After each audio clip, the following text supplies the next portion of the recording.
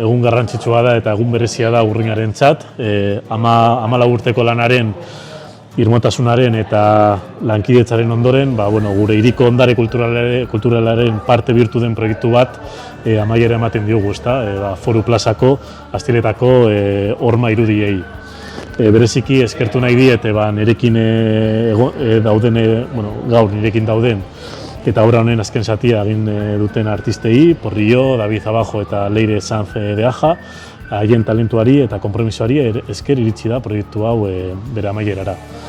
Era berean, urte hauetan guztietan parte hartu duten artistei, bere lana ere hartutu nahi dut, eta Eusko Jaurlaritzari eta Bizkaiako Foru Aldundiari bere babesa ere aitortu nahi dut.